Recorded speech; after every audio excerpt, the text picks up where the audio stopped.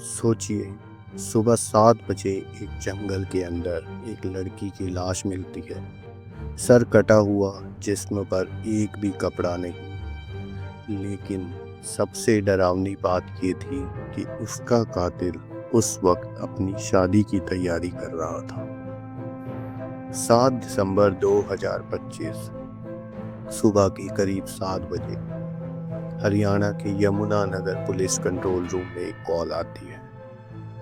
Collar बताता है कि जंगल के पास एक नर्सरी के अंदर एक लड़की की लाश पड़ी है।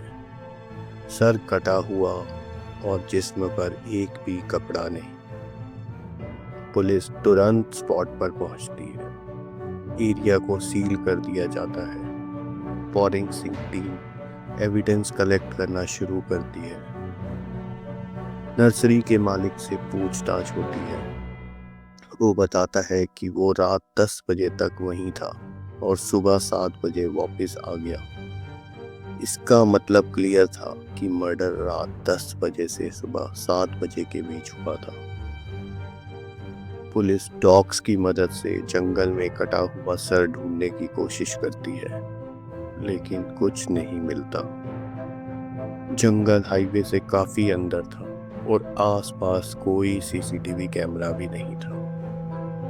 सब कुछ देखकर लग रहा था कि ये एक सोची समझी प्री प्लान्ड किलिंग थी।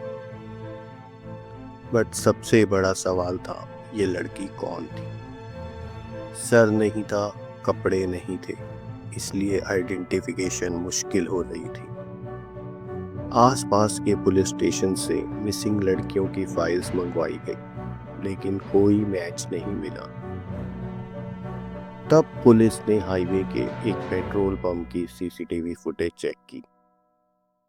फुटेज में एक स्विफ्ट कार नजर आती है। अलॉय व्हील्स पर लाइट चल रही थी। कार पहले हाईवे से जंगल की तरफ जाती दिखती है और कुछ देर बाद वही सेम कार जंगल से वापस आती हुई। कार का नंबर ट्रेस किया गया। गाड़ी सहारनपुर के रहने वाले बिलाल के नाम पर रजिस्टर्ड थी।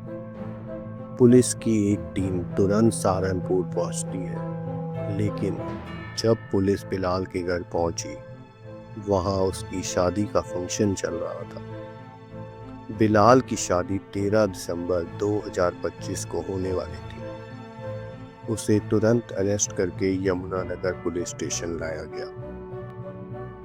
इन्वेस्टिगेशन में पता चला कि लाश 27 साल की उमा की थी। उमा की शादी 2013 में हुई थी और उसका एक बेटा भी था, लेकिन पति के साथ रिश्ते ठीक नहीं चले और 3 साल बाद डाइवोर्स हो गया। बेटे की कस्टडी उसके एक्स हस्बैंड को मिल गई। उमा सहारनपुर में किराए के घर में रहना स्टार्ट कर देती है और साथ साथ नौकरी करने लगती है।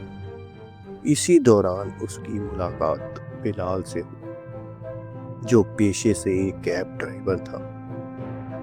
दोनों की दोस्ती प्यार में बदली और कुछ ही समय में दोनों लिव इन रिलेशनशिप में रहने लगे। उमा ने बिलाल में अपना फ्यूचर देखना शुरू कर दिया, लेकिन इंटेरोगेशन में बिलाल ने कबूल किया कि वो उमा से प्यार नहीं करता था, सिर्फ शारीरिक संबंध के लिए उसके साथ था। तो बिलाल के घर वाले उसकी शादी किसी और लड़की से फिक्स कर चुके थे। जब उमा को ये पता चला, उसने धमकी दी कि वो सब कुछ लड़की और उसके परिवार को बता देगी। बिलाल के लिए उसकी इज्जत और शादी दांव पर थी। 6 दिसंबर 2025 की शाम बिलाल ने उमा को लॉन्ग ड्राइव पर चलने के लिए बुलाया। उमा को बिल्कुल अंदाजा नहीं था कि ये उसकी जिंदगी की आखिरी ड्राइव होगी। बिलाल उसे यमुनानगर के जंगल की तरफ ले गया। वहां पहुंचकर उसने उमा से शारीरिक संबंध बनाने की बात की। उमा ने बिना शक किए उसकी बात मान ली।